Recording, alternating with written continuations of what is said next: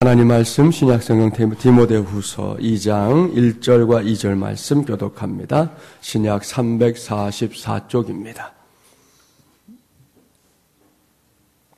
344쪽 디모데후서 2장 1절, 2절, 2절 말씀만 봉독하겠습니다.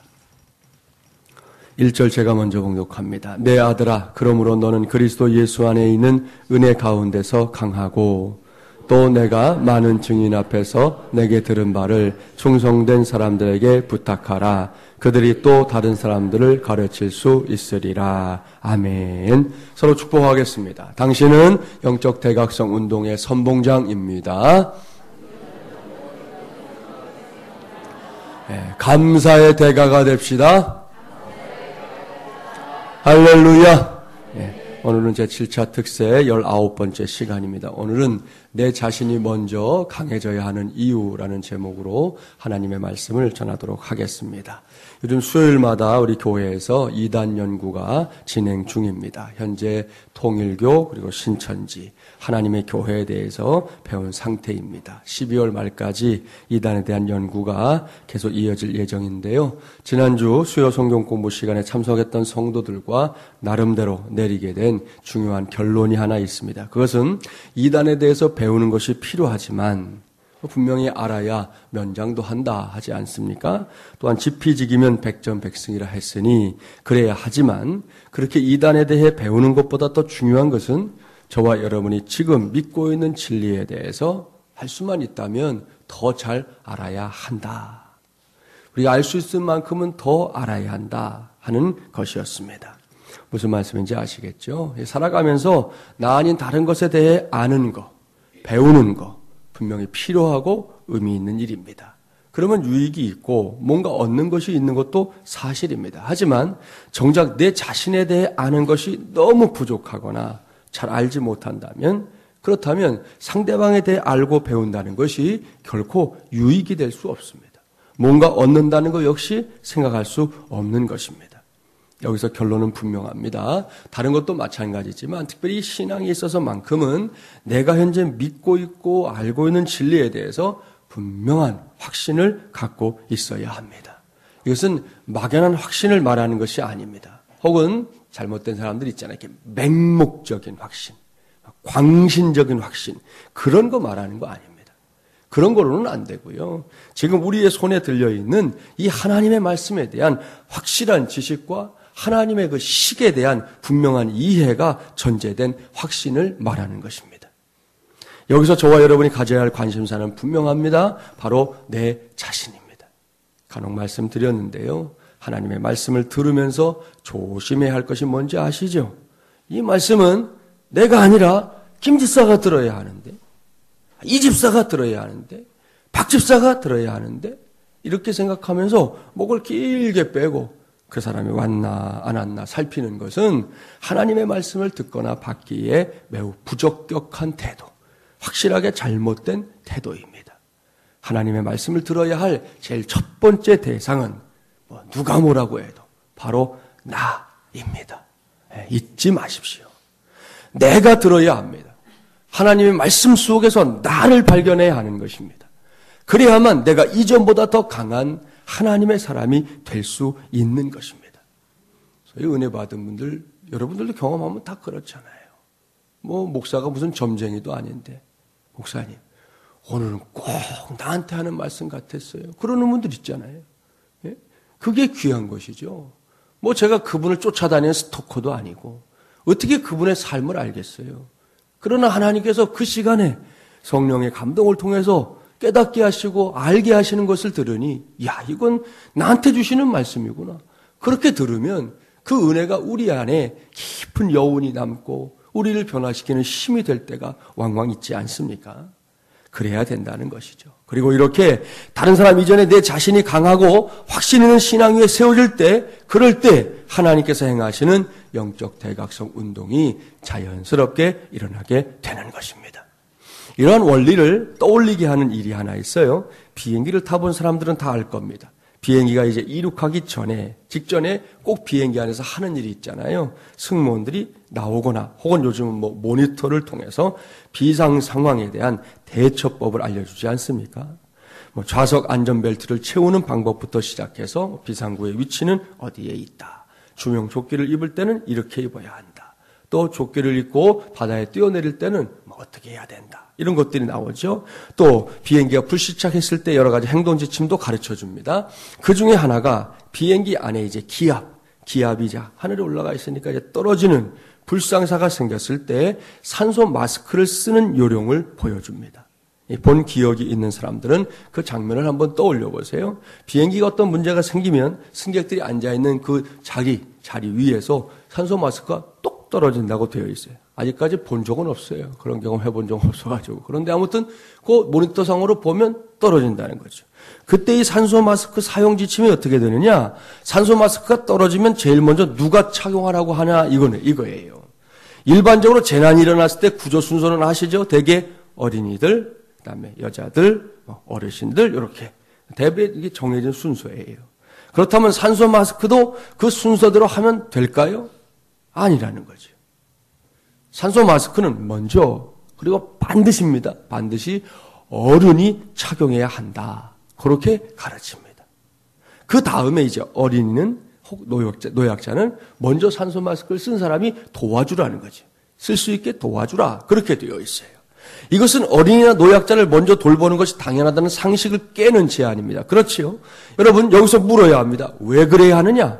무엇 때문일까요? 이유는 분명합니다. 성인이 먼저 건강해야 약자를 제대로 돌볼 수 있기 때문입니다.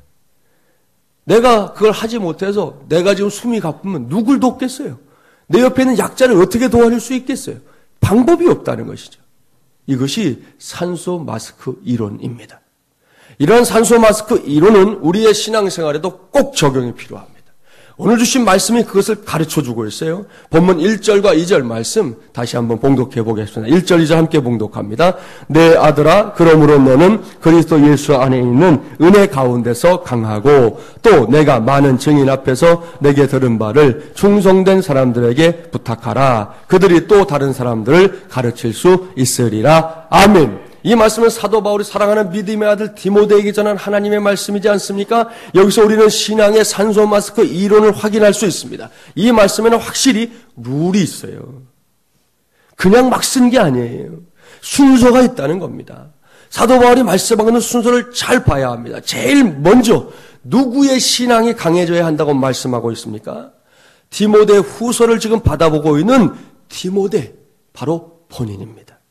네, 아들아, 그러므로 너는 그리스도 예수 안에 있는 은혜 가운데서 강하고, 이렇게 디모데 자신이 보다 강한 하나님의 사람이 될 때, 예수 그리스도의 은혜 속에서 강한 하나님의 사람이 될 때, 그때 그 다음에 할 수 있는 게 생긴다는 거예요. 내가 강해지지 않고는 할 수 있는 게 별로 없다는 거예요.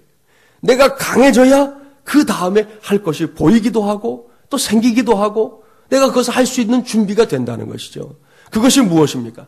그것은 디모데의 주변에 있는 다분히 충성된 사람들이 있는데 그들을 더 강한 하나님의 사람들로 세우는 것입니다. 디모데, 네가 많은 증인 앞에서 내게 들은 말을 충성된 사람들에게 부탁하라. 그들에게 가르쳐 주어라. 이것으로 끝입니까? 아니지요. 그 다음이 또 있어요. 강해진 신앙으로 무장한 디모데로부터 가르침을 받은 충성된 사람들도 난 이제 배웠으니까 됐네 하고 가만히 있으면 안 됩니다. 그들도 푸념이 일어나서 자신들이 받은 의뢰와 똑같이 다른 사람들을 세워야 한다는 거지. 그 사람들은 그게 또 사명이에요. 그들이 또 다른 사람들을 가르칠 수 있으리라. 할렐루야. 이것이 바로 신앙의 산소 마스크 이론입니다. 이 원리를 잊지 마십시오. 신앙생활은 이렇게 하는 것입니다. 다른 그 무엇보다 신앙의 연륜에 좀 따라가는 그리스도인들이 되기 바랍니다. 이런 얘기예요. 사람이 나이를 먹어감에 따라 그 모습이나 생각, 행동이 달라지는 것처럼 신앙의 나이에도 그런 변화가 목격되어야만 한다는 말씀입니다. 올해 초에 제가 청지기 수련회 우리 교회에서 처음 했어요. 우리 항전집 분자들 성지기 수련을 하면서 그때 했던 이야기가 하나 있습니다. 제가 뜬금없이 이렇게 말했습니다. 여러분은 저를 속였습니다. 제가 그랬어요. 그렇게 말했더니 청지기들이 눈이 동그래졌어요. 그 다음에 제가 한 이야기는 이겁니다. 저는 청지기들 한 사람 한 사람의 신앙 연륜을 믿었다고 했습니다.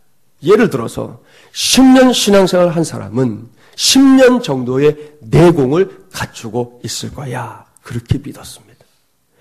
20년이면 20년의 내공, 30년이면 30년의 내공이 있을 거다 생각했었습니다. 그런데 아니던데요. 아니더라고요. 각각이 갖고 있어야 할 신앙 연륜의 내공은 온데간데 없고 모두가 공이 개척교회 3년차 내공만 갖고 있더라. 제가 그 얘기를 했어요. 분명히 신앙생활 하신 지 오래된 분도 있고 대부분 그런 분들이 또 직분자들이 됐잖아요. 그런데 제가 이렇게 보니까 딱 개척교회 3년차 내공이야. 3년차 내공. 수십 년 신앙생활 한 거는 온데간데 없더라고요. 어떻게 그러는지 제가 그게 잘 이해가 안 된다. 그러면서 제가 이 점에 속았습니다. 그랬더니 그때 청지기들 분위기는 제가 드리는 말씀에 대해서 공감하시는 분위기였어요. 그런 분들을 탓하자는 게 아니라 우리가 잘 보자고 하는 얘기예요. 사랑하는 여러분, 이러지 말자는 것입니다. 신앙생활의 연륜은 우리가 인생의 나이를 먹는 것 못지않게 중요한 것입니다. 그 연륜에 맞는 그리스도인이 되는 거 생각해 보십시오. 참 멋지지 않습니까? 그 후배들이 그렇게 생각해야 되죠. 야, 나는 신앙생활 우리 아무개 권사님처럼 하고 싶어. 야, 난 신앙생활 아무개 장로님처럼 하고 싶어. 이런 마음이 생기는 연륜이 좀 드러나야 되지 않냐는 거예요. 우리 교회는 아직 그런 분 없지만 여러분 한국 교회에 그런 분들이 있거든요. 저 사람처럼 신앙생활 할 것 같으면 교회 안 가. 그런 사람도 있어요. 근데 그게 1년짜리, 2년짜리 신앙생활 한 사람들이 아니에요. 그렇게 대상이 되는 사람들은 신앙이 연륜 있는 사람들이라고요. 그래서 기대했는데 뚜껑 열고 보니까 아무것도 아니더라 이거잖아요. 그러니까 저렇게 할 것 같으면 신앙생활 안 한다 이렇게 되는 거죠. 굉장히 고민해야 될 이야기예요. 그렇지 않습니까? 여러분, 정말 연륜에 맞는 그리스도인이 되는 것처럼 멋진 일이 없어요. 그분의 신앙의 연륜만큼 드러나는 신앙의 내공이 얼마나 귀한지 그런 분 앞에 가면요 저절로 머리가 숙여진다니까요. 그리고 뭔가 하는 얘기에 귀를 기울이고 싶어요. 이번에 세상 떠나신 우리 고 방지일 목사님, 한국교회의 거목입니다. 103세로 이제 얼마 전에 세상 떠나셔서 한국교회가 교회장을로 잘 치러드렸는데 그 목사님 가신 길에 추도사, 이렇게 추모사 쓰신 분들, 조사 쓰신 분들이 있어요. 그게 우리 기독공부의 신문에 쭉 읽어보니까 그 어른의 삶이 그런 거예요. 그 어른이 원래 중국 산둥성에서 선교사를 했거든요. 연세가 좀 많이 드셔서 얼마나 가고 싶을 수도 있잖아요. 옛날에 당신이 있던 곳이니까. 그래서 박종순 목사님이 거기 가자고 모시고 가겠다고 제가 잘 모시겠다고 하니까 한사코 안 간다. 왜 그러시냐? 그러니까 내가 가면 그 옛날에 나랑 신앙생활 했던 사람들을 만나고 싶기도 하고 또 그들도 날 만나러 올 텐데 그게 그들에게 위험한 일이 되면 어떡하냐? 내가 가고 싶지만 정말 가고 싶지만 그 사람들을 생각하면 내가 갈 수가 없다. 그러니 마지막까지 휠체어 타고 다니면서 웬만한 부탁 들어오면 다 하셨어요. 무슨 축산이 이런 거 순서 다 맡아서 끝까지 하셨는데 기가 막힌 것은 1분을 넘긴 적이 없대요. 103세 어르신이 장황하게 안 하는 거예요. 1분을 넘기지 않지만 짧은 말씀인데 아주 무게감 있는 막중한 그런 사명을 느끼게 하는 그런 메시지로 그 우리의 삶에 격려해 주었다는 거예요. 얼마나 참 귀한 일입니다. 박종선 목사님이 마지막 목사님 뵙고 싶습니다. 목사님 보고 싶습니다. 언제나 바른 목회 가르쳐 주신 목사님이 계셔서 저는 너무 좋았는데 이제는 누구를 봐야 됩니까? 그렇게 조사를 쓰셨더라고요. 얼마나 귀합니까, 여러분? 멋지잖아요.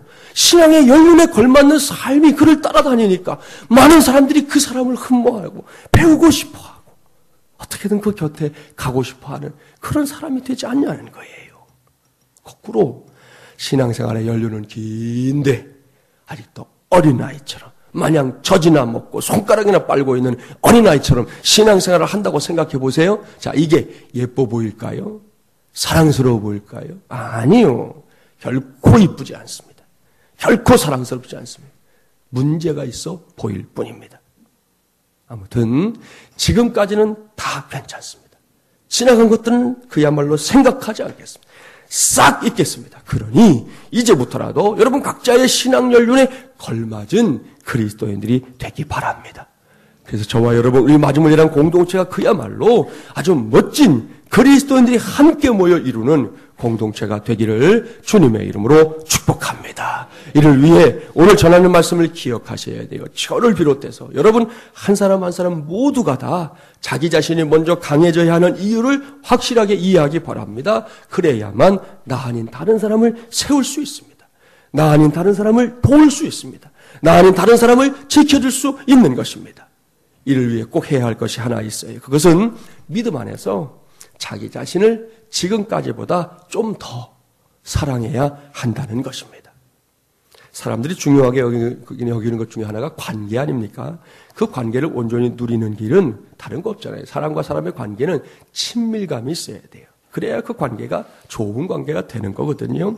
자, 친밀감이 있어야 관계가 좋아지고 신바람이 나지 않겠습니까? 그런 점에서 친밀감을 이루는 사람은 건강한 자아상을 가진 사람이라고 말할 수 있습니다. 반면에 열등감 혹은 낮은 자존감은 친밀감으로 가지를 못해요. 가기가 매우 어렵습니다. 자주 들어봤을 겁니다. 건강하게 자신을 사랑하는 사람이 남도 사랑할 수 있다. 내 자신을 사랑할 줄 아는 사람이 남을 사랑할 수 있다는 거예요. 신앙생활 하면서 종종 예수님을 이렇게 영웅화시키는 사람들이 있어요. 뭐 예수님만이 아닙니다. 신앙의 위인들도 모두 영웅화시켜버립니다. 왜일까요? 이게 긍정적인 이유도 있지만 부정적인 이유도 있어요. 긍정적인 이유는 예수님을 비롯해서 신앙의 위인들의 삶 자체를 대단하다, 훌륭하다, 위대하다 이렇게 생각하는 거잖아요. 그런데 부정적인 이유는 다른 것이 아닙니다. 내 자신이 싫기 때문입니다. 자신을 멸시하기 때문입니다. 그래서 자기는 전혀 가까이 할 수 없는 어떤 영웅만을 숭배하는 것입니다. 그렇습니다. 주변에서 영웅을 특별히 좋아하고 자기 분야에 특출난 사람들을 지나치게 추종하는 사람들을 잘 지켜보세요. 자기 자신을 사랑하는 사람이 없습니다. 결국 영웅 숭배의 이면에는 자기 멸시가 숨어 있는 거예요. 겉으로는 뭐 대단하다고 그 사람 대단하다고 뭐 이렇게 말하는 것 같지만 결국은 자기 자신을 스스로 폄하하는 것이라는 거지요. 여기서 우리는 진짜 믿음을 발휘해야 합니다. 믿음에 대해서는 여러 정의가 있잖아요. 그런데 지금 이 시간에 여기서 믿음을 정의하라. 그러면 이렇게 말씀드리고 싶어요. 믿음이란 하나님의 관점에서 바라보는 눈이 생기는 것이다. 그게 믿음이에요. 하나님의 관점에서 바라보는 눈, 하나님의 시각이 내 시각이 되는 것. 그게 믿음이에요. 이것이 오늘 이 시간에 우리 모두가 내 안에서 확인해야 할 믿음이라는 말씀입니다. 이러한 믿음의 정의가 무엇을 말하는 것인지 모르지 않을 겁니다. 나는 약하지만, 한없이 약하지만, 늘 부족한 것밖에 보이지 않지만, 그래도 하나님이 함께 하시면 강한 것입니다. 이렇게 다른 그 무엇이 아니라 하나님의 렌즈로 내 자신을 보는 순간부터 나는 높은 자존감의 사람으로 변화될 수 있는 것입니다. 교만하다는 것과는 다른 거예요. 높은 자존감은 하나님의 자녀로서의 확신에 근거하는 거예요. 하나님의 렌즈가 아닌 다른 렌즈들로 한번 써볼까요? 뭐 다 놔두고 한 가지만 해볼게요. 학벌의 렌즈로 한번 나를 봐보십시오. 내가 지금 갖고 있는 학벌이 뭐 엉망인 경우는 벌써 딱 갖다 들이대면 기가 죽어요. 자, 그런데 내가 나름 괜찮은 학벌이다. 그래도 괜찮을까요? 아니요. 그 괜찮은 학벌보다 더 나은 학벌이 더 많아요.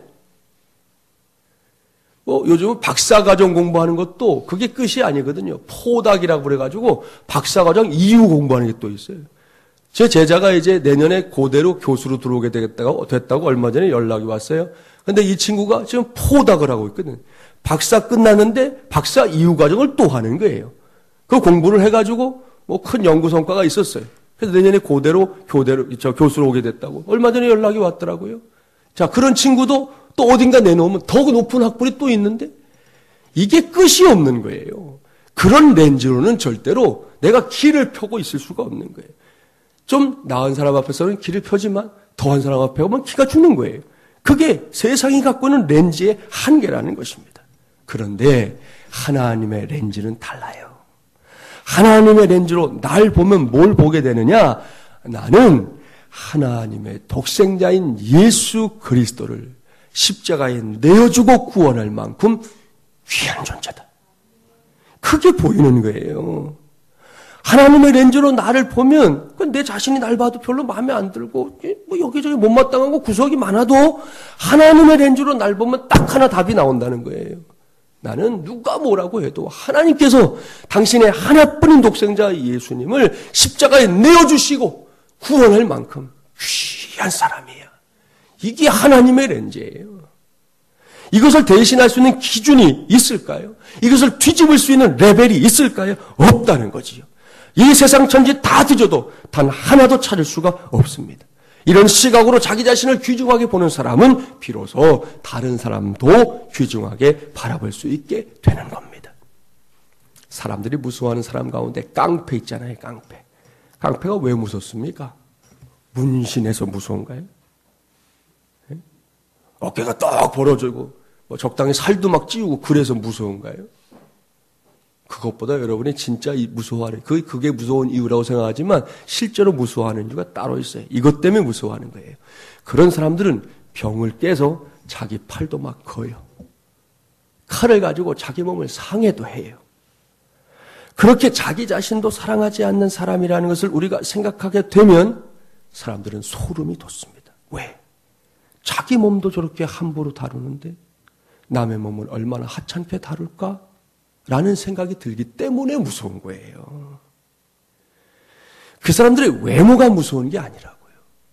그 사람들이 자기 몸을 함부로 하는 그게 우리에게 무서운 이유가 되는 거라는 거죠. 안타까운 일입니다. 그러나 믿음은 다릅니다.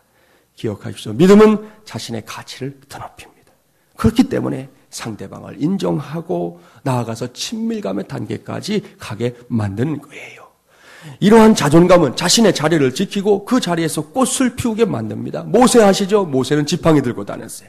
이 일종의 자기의 은사, 사명을 상징하는 것인데요. 그 지팡이를 던졌더니 뱀이 됐어요. 순식간에 가치 없고 오히려 자신을 죽이는 존재가 된 것이죠. 그래서 모세가 다시 그 뱀꼬리를 딱 잡았더니 그 뱀이 지팡이가 됐어요. 오늘 이 시간에 의미 있는 대목이에요. 내 손에 사명의 지팡이를 쥐고 있을 때 홍해도 가를 수가 있습니다. 그런데 그 사명의 지팡이 그저 내 스스로를 가치 없게 여기고 내 던지면 뱀이 돼서 나를 공격할 수 있는 것입니다. 마귀는 종종 사람들의 귀를 아주 얇게 만듭니다. 요즘 더더욱 그래요. 요즘 여러분 공중파고 종편이고 할 것 없이 드라마가 판을 치고 있는데요. 마귀는 그런 드라마의 인물들과 나를 동일시시키는 전략도 아주 잘 구사합니다. 이게 교묘하기 짝이 없어요. 그 전략에 빠져들면 순식간에 내가 비참해집니다. 그러니 가능하다면 나를 우울하게 만들고 나를 비참하게 만드는 모든 매체들로부터 어서 떠나는 것도 좋은 방법입니다. 그렇게 해서는 결코 나부터 강해지는 게 어렵기 때문입니다. 반면에 성경에 등장하는 요셉 같은 사람과 자신을 동일시해 보라는 거죠. 그곳에서 난관을 극복하고 뜻을 이루는 인생이 무엇인지 알게 되는 길을 찾게 될 줄 믿습니다. 이렇게 날마다 하나님의 관점에서 나의 가치를 발견하고 자신감을 심어주고 사명의 자리를 떠나지 않게 만드는 말씀이 있으면 얼른 붙잡으라는 거예요. 옳거니 이건 내게 주신 말씀이거나 붙잡으라는 거예요. 그 말씀을 꽉 붙잡고 말씀을 하나님이 어떻게 이루어 가시는지를 기대하면서 기도해 보시라는 거예요. 하나님께서 그 말씀대로 역사하실 줄 믿습니다. 그렇게 해서 저와 여러분 모두가 나 자신부터 강해지면 그 다음에는 더 위대한 일들을 할 수 있습니다. 여러분 교회는 패잔병들의 요새가 아닙니다. 한 주간 내내 맨날 얻어 터지고 깨지고 맨날 치다가 모이는 그런 곳이 교회가 아닙니다. 하나님의 사람들이 하나님의 말씀을 무장해서 저 세상 한복판에 나가서 잘 살아서 주일에 올 때는 환희와 기쁨으로 감사와 영광으로 그렇게 모이는 곳이 교회지 교회가 패잔병들의 모임 장소 아니라는 것이죠. 그러려면 우리 모두가 강해져야 됩니다. 나부터 강해져야 합니다. 신앙의 연륜에 맞은 강함이 우리 모두의 몫이 되기를 바랍니다. 그래서 우리 모두가 하나님께 쓰임받게 되기를 주님의 이름으로 간절히 축원합니다.